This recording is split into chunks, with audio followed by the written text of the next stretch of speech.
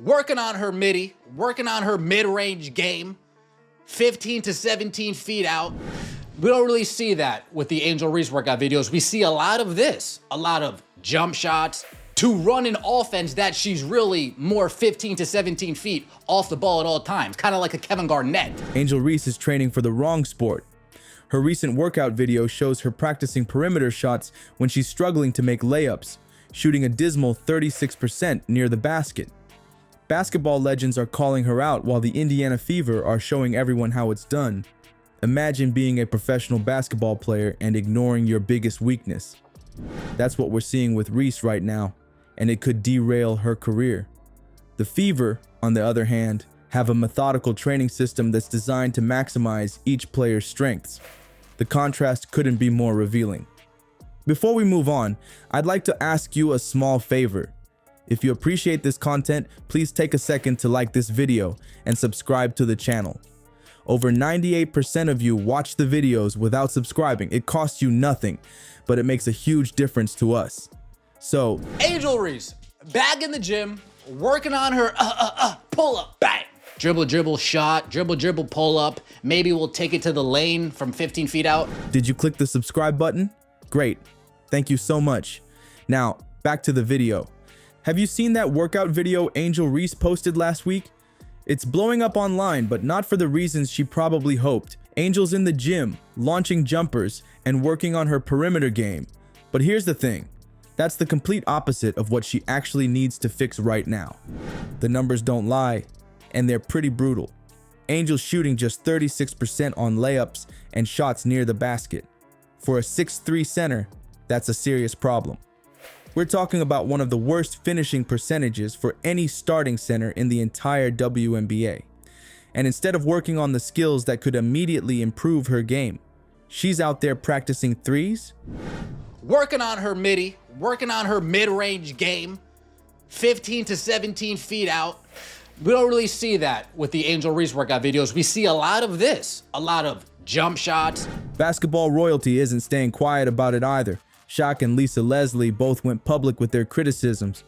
Lisa specifically pointed out that Angel needs to focus on fundamentals before expanding her range.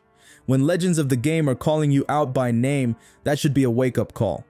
If you watch her shooting form closely, the technical issues jump out immediately. Her release point is way too low, making her shots easy to block. And instead of a smooth shooting motion, being able to create some space for herself, yes. This looks embarrassingly slow. Right? Feel somebody on your left side, like Pope says. Feel somebody on your left side, turn right. Feel somebody on your right side, turn left. She's got this pushing action that's causing inconsistency. These are fixable problems, but only if she acknowledges them first. What makes this even more frustrating is looking at her teammate, Aaliyah Boston. Boston is dominating inside with a field goal percentage nearly 20 points higher than Reese's. Why? Because she's dedicated herself to mastering post moves and inside scoring. You know, the skills that actually match her position and role on the team.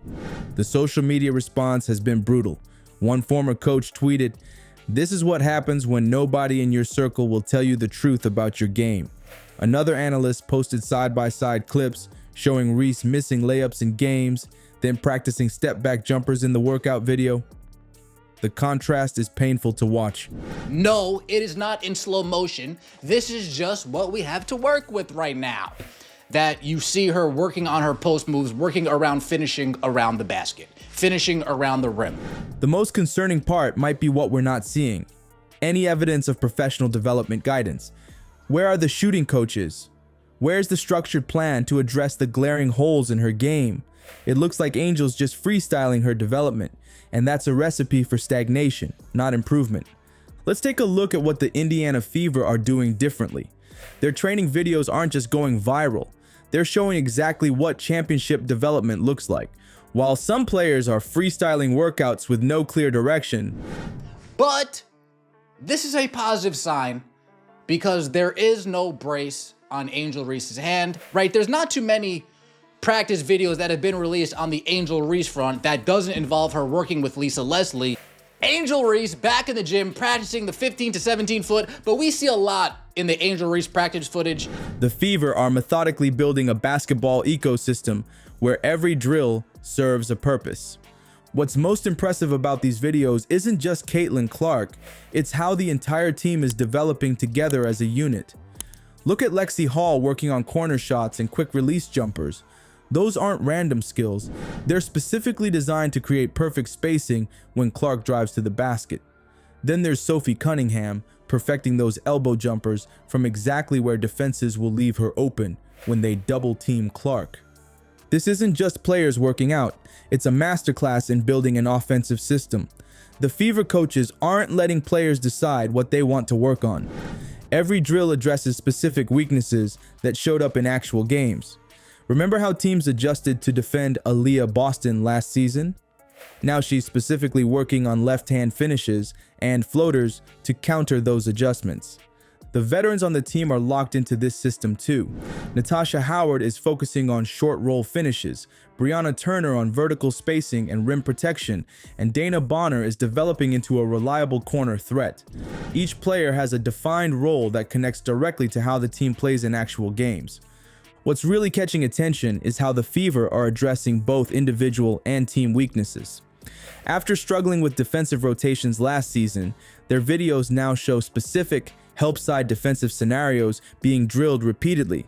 They're not hiding their flaws, they're attacking them head on with professional guidance at every step. Basketball analysts are breaking down these videos like game film, pointing out how the Fever are methodically constructing a championship team where each element strengthens the whole. That's a stark contrast to teams that just randomly assemble talent without a clear vision. When you watch Clark in these training sessions, she's not working on flashy moves for Instagram. Every drill connects directly to what she needs to improve for game situations. The coaches provide clear guidance on specific skills, whether it's footwork coming off screens or finishing through contact. And here we have it, the ultimate contrast between what wins championships and what gets clicks. To run an offense that she's really more 15 to 17 feet off the ball at all times, kind of like a Kevin Garnett. And I see that when she's close around the basket finishing on layups, she's shooting 42% and crash the boards, Angel. This might be what Tyler Marsh actually has planned for Angel Reese. Basketball analysts are already predicting a dynasty for the Indiana Fever because they've committed to actual development, not just flashy workouts, but the real work that builds champions. The question for Angel Reese now becomes simple: discipline or hype? Because while she's focusing on the wrong skills, the Fever are building a basketball machine where every player's development connects to team success. The evidence couldn't be clearer. Methodical development leads to championships. Ignoring your weaknesses, that path leads to career stagnation. The choice seems obvious, doesn't it?